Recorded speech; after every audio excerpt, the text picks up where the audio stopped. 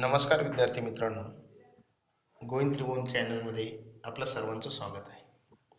आज आपण इयत्ता 8वीचा lesson the song of songs हा बघणार आहोत. यामध्ये 3 पात्र आहे. अकबर राजा, त्या राजाच्या दरबारामध्ये गाणारा तानसेन आणि तानसेनचे गुरु संत हरिदास, हे 3 पात्र या पाठामध्ये आहे. चला तर बघूया. पान क्रमांक 60. The name of the lesson is The Song of Songs. Slowly, gently, the exhausted musician laid his tanpura on the carpet. हळुवारपणे त्या संगीतकाराने, त्या गायकाने त्याचा तनपुरा हळुवारपणे त्या कार्पेटवर ठेवला. The exquisite strains of rag दरबारी still vibrated within the hall. त्या दरबारामध्ये अजून देखील त्या रागाचे मधुर सूर, त्यांचे पडसाद अजून देखील त्या दरबारामध्ये होते. एम्परर अकबर लुक्ड अप, आणि त्या सम्राट राजाने वर बघितलं. His eyes lit with admiration, आणि त्यांच्या डोळ्यामध्ये, त्या राजाच्या डोळ्यामध्ये, अकबराच्या डोळ्यामध्ये कौतुकाचे भाव होते. वंडरफुल, राजा म्हणलं वंडरफुल, वा खूप आश्चर्यचकित. ही सेड सुपर, खूप छान. I listen to you every day but I can't seem to have enough. मी दररोज तुला ऐकतो, तरी देखील माझं मन भरत नाही, किंवा अजून देखील मला तुझं गाणं ऐकावं वाटतं, तुझा राग ऐकावा वाटतो. Tansen bowed in a silent gratitude, आणि तानसेन हा गायक असतो त्या अकबराच्या दरबारामध्ये, आणि राजाने कौतुक केल्यानंतर, स्तुती केल्यानंतर तो मान खाली वाकवतो आणि राजाबद्दलची कृतज्ञता व्यक्त करतो. I think you have the most wonderful voice in the world, sed Akbar. आणि राजा काय म्हटला की तुझा आवाज जगातील सर्वात सुंदर आवाज आहे, असं मला वाटतं. बट आय डोंट, शहनशाह. परंतु तानसेन म्हणतो, नाही, माझा आवाज जगातील सर्वात सुंदर आवाज नाही. Sed Tansen with a smile. Smile करून तो तानसेन त्या राजाला म्हणतो, there is someone who sings far better than I do. माझ्यापेक्षा देखील कोणीतरी असं एक आहे की तो माझ्यापेक्षा चांगला गातो. रिअली, राजाला आश्चर्य वाटलं. Cried the disbelieving Akbar. आणि राजाला आनंद झाला, आश्चर्य देखील वाटलं, आणि विश्वास देखील बसना की तानसेनपेक्षा देखील कोणी चांगला गाणारा असू शकतो. Then I must have him sing in my court, can you arrange it. निश्चितच मग मला माझ्या दरबारामध्ये त्या व्यक्तीला गाण्यासाठी ठेवावे लागेल. Can you arrange it. तू तशा पद्धतीची व्यवस्था करू शकतो का? तू त्या व्यक्तीला माझ्या दरबारामध्ये आणू शकतो का? Tansen shook his head. तानसेनने त्याचे डोके हलवले. I am afraid he will not come sir. I am afraid, मला भीती वाटते, तो येतो की नाही याबद्दलची मला शंका आहे. What? Not even if he heirs that the emperor himself has समन हिम. प्रत्यक्ष राजाने देखील बोलवलं तरी तो येणार नाही का? No, not even then. नाही, प्रत्यक्ष राजाने बोलवलं तरी देखील तो गायक येणार नाही. This reply would have angered any other emperor. अशा पद्धतीचं प्रत्युत्तर ऐकून एखाद्या राजाला राग आला असता. But Akbar was different. परंतु अकबर हा वेगळा होता. Very well Ustadji, said Akbar, smiling into Tansen's half scared eyes. If he doesn't come I shall go to him my self.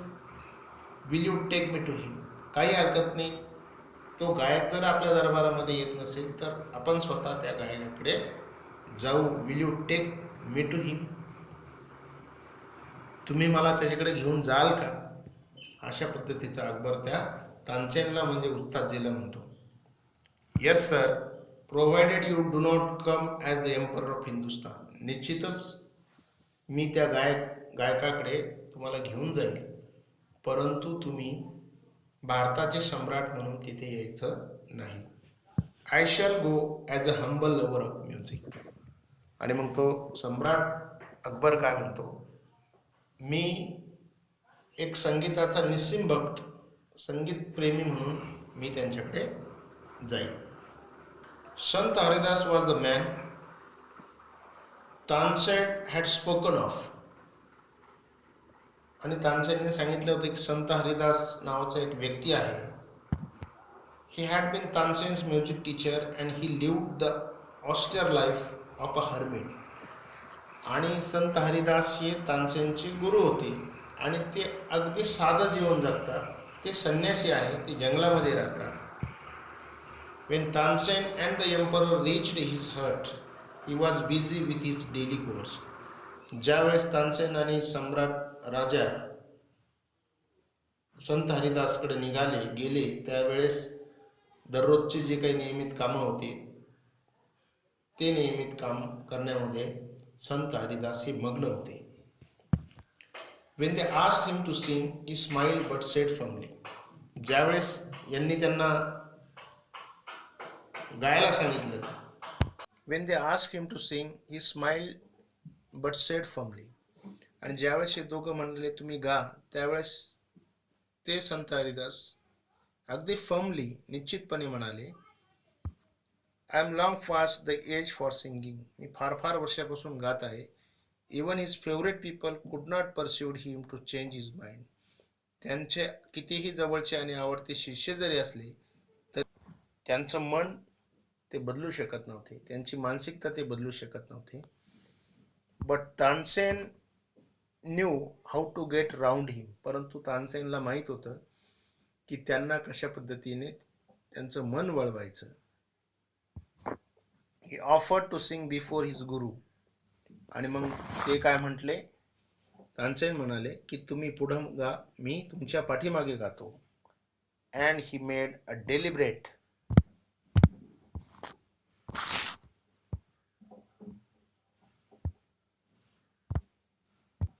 Mistake. आणि त्या तानसेनने खूप चुका केल्या. That is not the right note. Tansen cried his teacher amazed. What has happen to you. अरे तू जे काही गातोय ते चुकीचं गातोय, तू गाण्यामध्ये फार चुका करतोय आणि हा राईट टोन नाही. What has happen to you, तुला काय झालं.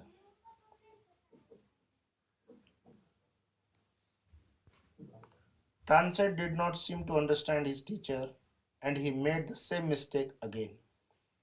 आणि तानसेनने जे काही गुरु सांगत होते त्याकडे पूर्णपणे दुर्लक्ष केलं आणि पुन्हा तानसेन पुन्हा चुकायला लागला.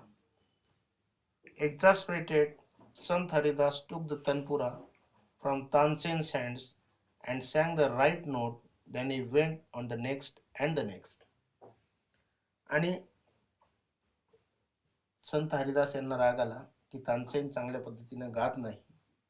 आणि मग म्हणून त्यांनी तो तनपुरा त्या तानसेनच्या हातातून घेतला आणि ते स्वतः सुंदर मधुर गायला लागले, गातच राहिले. एकानंतर एक राग ते अळवत राहिले. The music spread across the forest like the first glimmer of dawn or the fragrance of jasmine. आणि त्यांच्या सुमधुर आवाज संपूर्ण जंगलामध्ये पसरायला लागला. ज्या पद्धतीने जास्मिनचा सुगंध दरवळतो अगदी त्याच पद्धतीने त्यांचा सुमधुर आवाज संपूर्ण जंगलामध्ये पसरायला लागला. ज्या पद्धतीने सूर्याचा पहिला प्रकाश किरण सगळीकडे पसरतो अगदी तसाच संत हरिदास यांचा आवाज सगळीकडे पसरायला लागला.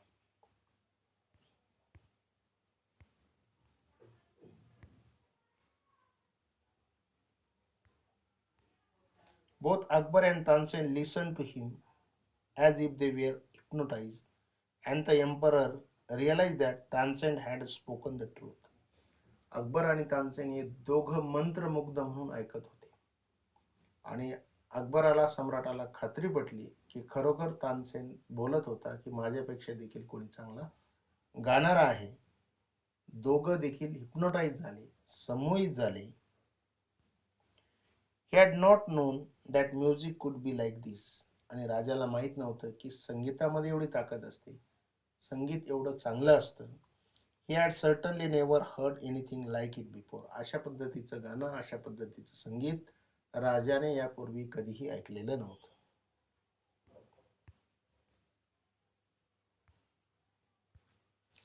As they walked back, the emperor suddenly broke the silence of to ask Tansen.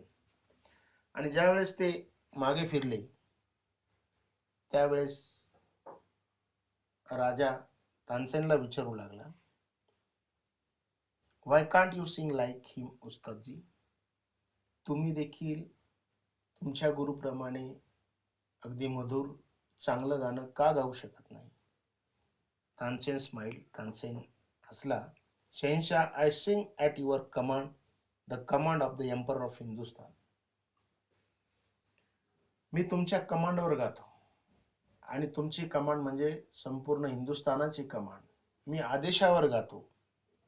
But गुरुजी sings for one who is master of even Kings. परंतु गुरुजी कोणाच्या आदेशावर गातात? त्यांना साक्षात परमेश्वराचा आदेश असतो. त्यांची ज्यावेळेस इच्छा होती त्यावेळेस ते गातात. म्हणजे त्यांना आदेश देणारा राजापेक्षा देखील मोठा आहे, म्हणजे साक्षात परमेश्वर आहे, god. His music springs from the depth of his soul. आणि त्यांचं संगीत प्रत्यक्ष त्यांच्या अंतकरणातून निर्माण होतं, त्यांच्या आत्म्यातून निर्माण होतं. Free and and unasked for. अगदी मोकळं, unasked. How can I expect my music to be so beautiful and divine? मी कशा पद्धतीने अपेक्षा करू शकतो की माझं संगीत हे सुमधुर, सुंदर आणि दैवी शक्तीने भरलेलं असेल? अशा पद्धतीची मी अपेक्षा करू शकत नाही, कारण मला आदेश दिला जातो. परंतु माझे जे काही गुरु गातात ते प्रत्यक्ष परमेश्वराच्या आदेशावर गातात. म्हणून त्यांचं संगीत, म्हणून त्यांचं गाणं माझ्यापेक्षा चांगलं आहे. निश्चितच हा घटक तुम्हाला समजला असेल. समजल्यास चॅनल लाईक, शेअर आणि सबस्क्राईब करा. धन्यवाद.